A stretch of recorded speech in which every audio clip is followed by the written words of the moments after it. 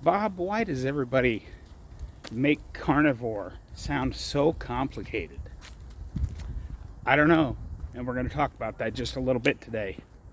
Hello everyone, Semi-Retired Bob here.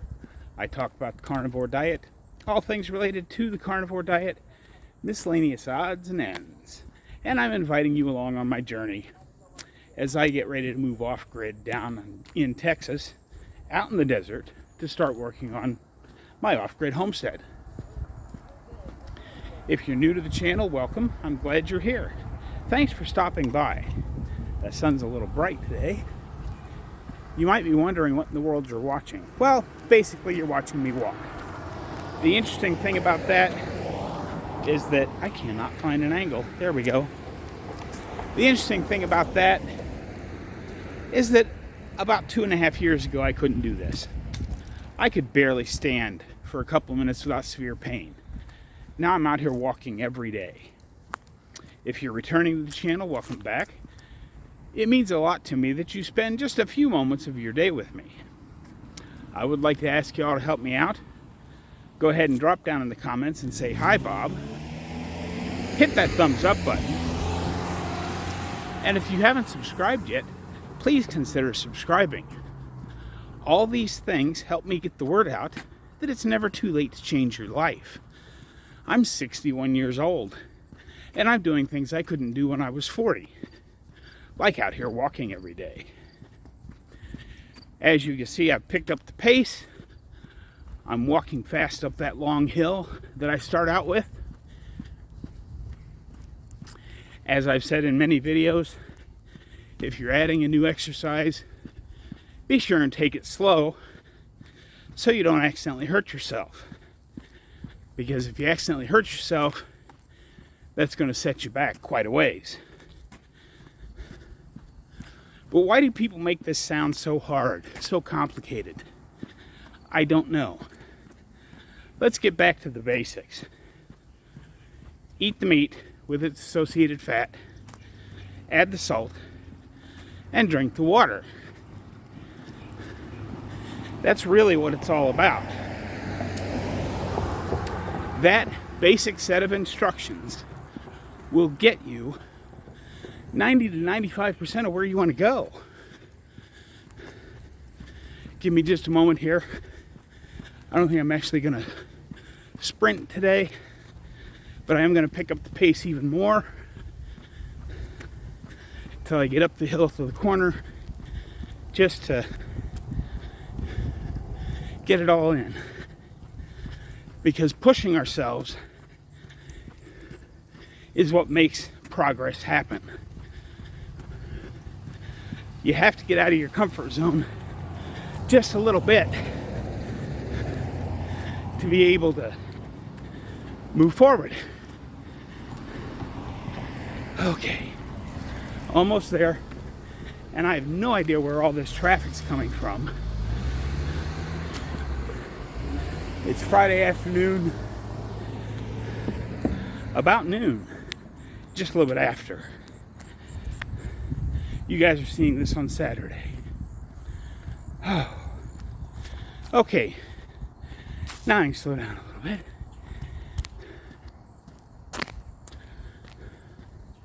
But the very basics. Do I think everybody needs to go as far as I did? To where I've basically been eating just beef, salt, water, and eggs for the last 1.5 years? No. I don't believe in being dogmatic. I think there are many levels on the spectrum of the proper human diet. But you'll never know which spot on the spectrum you land on unless you do the experiments for yourself. If you go back and look at the beginning of my journey, I gave up eggs for quite some time, thinking eggs were a problem for me. And it turns out it wasn't the eggs at all. I had still bought in to the healthy fat myth and was using very good quality olive oil in my pan to fry and scramble my eggs. And it was making me a little on the queasy side. So I, of course, assumed it was the eggs and cut them out. Then when I was down in North Carolina that first winter, a friend of mine who had chickens gave me a dozen eggs and said, "Here, try these." And I did, and they were fine. But of course, at that time, all I was cooking in was either butter or tallow, and I had no trouble at all with those eggs. So I can only assume it was the very high quality olive oil, because, you know, I was convinced that that was okay. But until you cut everything out of your diet, you won't know what's affecting you. So cut it all out and then slowly add things back in, see how they affect you. But the very basics, you know, throw out all of the seed oils, any oil of any kind.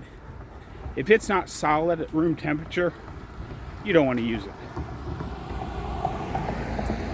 Cut out all of the highly processed foods. If it comes in a box or a bag or a package of some sort and has more than a couple ingredients, don't use it. If, you know, once you've gotten rid of those things, then it's up to you. You can either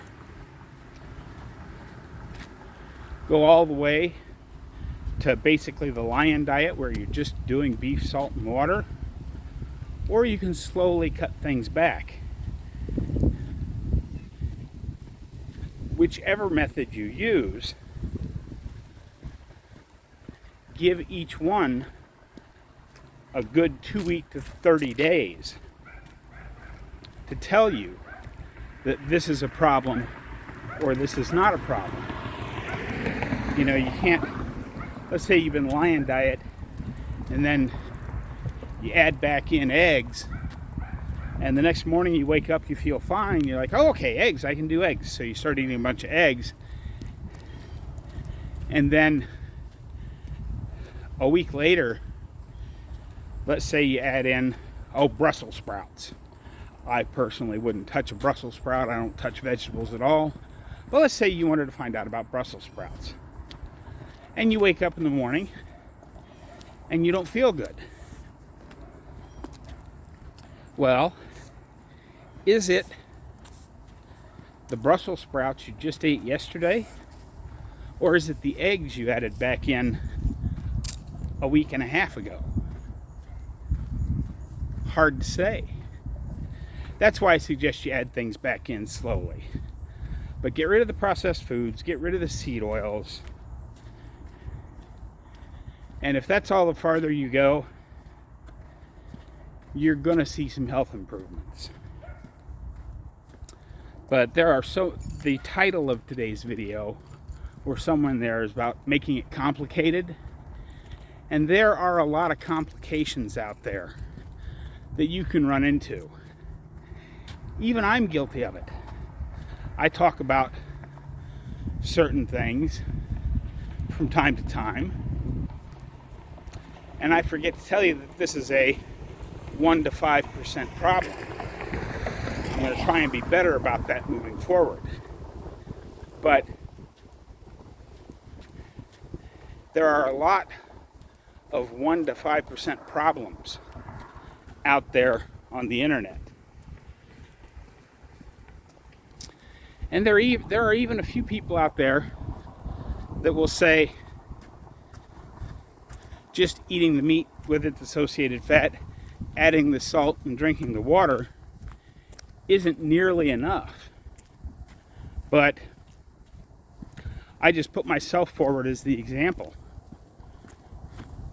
Have I been making progress all this time? Yes. Might you need to adjust some things for the last 1 to 5 or maybe even 8 to 9 to 10% of your journey? It is possible. But stop and think about it for just a moment. If you can get 90% of your journey in with these basic instructions of eat the meat with its associated fat, add the salt, and drink the water. You know, if you're currently, like I was, about 350 pounds, and now all of a sudden you're down to between 160 and 170 pounds, I think you'd probably call that a win. Do I still have a little more to go? Yes, I do. I want to get a lot stronger. I still have that little roll around my middle that I'd like to get rid of. I would love for the turkey neck to go away, but I don't really have any control over that. What I do have control over is what I put in my body. And just looks like somebody's painting a house here. So that's the noise you're hearing off to the side there, guys. Someone's painting a house. But where was I? Yeah, just if you can get to 90% of the way where you want to be without worrying about all the crap that's out there on the internet, doesn't that make it pretty easy?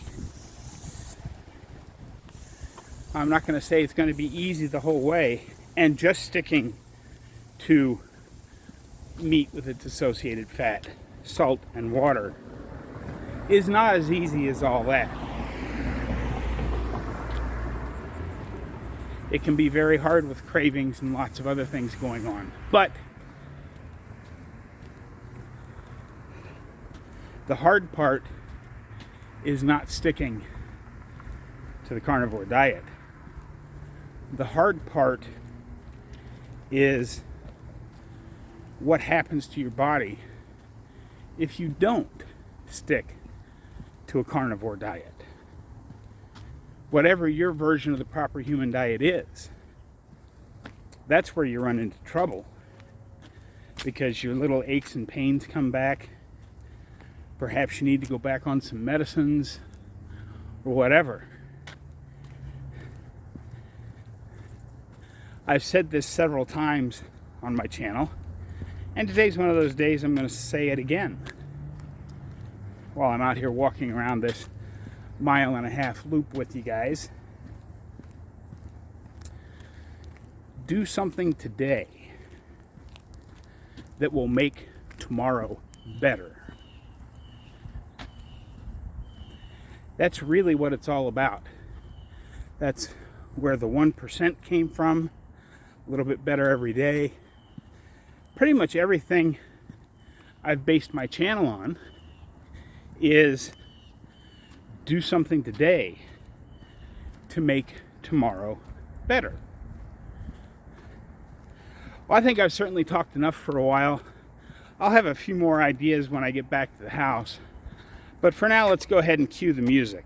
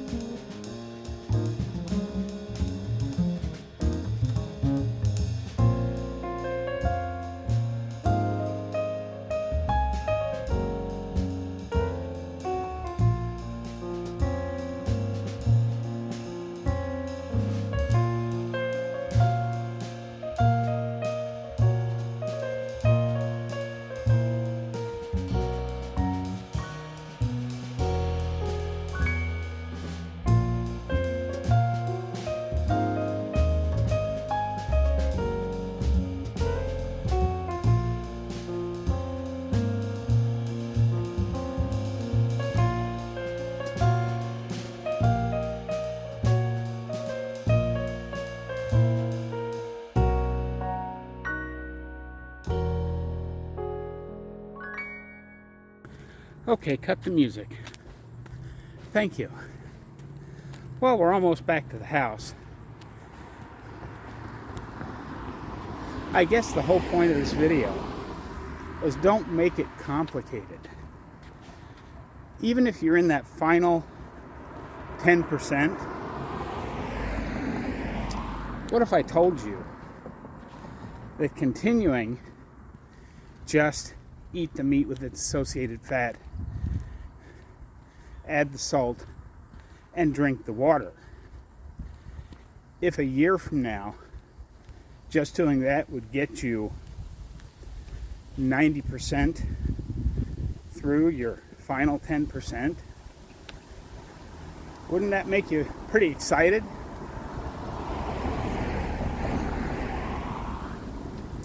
Now, I know I've kind of contradicted myself there, because you might have to do some adjustments for that final 10%.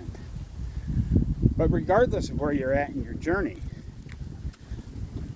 just think, if you could set it up so that you're going to be 90% done with what you've got left a year from now, wouldn't you take that? I know I certainly would. Don't forget, it's Saturday.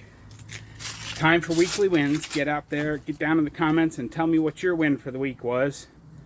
When it comes to getting my trailer ready, I had kind of a fail, but I do have some actual silicone caulk that's actually already arrived. I just need the gun for it, which is supposed to be here on Monday. And then early next week, I'm going to get this trailer sealed up and start loading things in. First, I have to spread everything out and sort it and decide what's going in the truck, what's going in the trailer. I know that big portable garage that I bought is the last thing I'm going to load on the back of my truck, because once I establish that I'm on the correct piece of land, that's the first thing that's going to come back out of my truck to get set up. But hopefully some of what I said today made sense. That's what I've got for you today, folks. Don't forget, get out there, be 1% better. Today, tomorrow, every day. Have a great day, folks. I'll see you in the next one.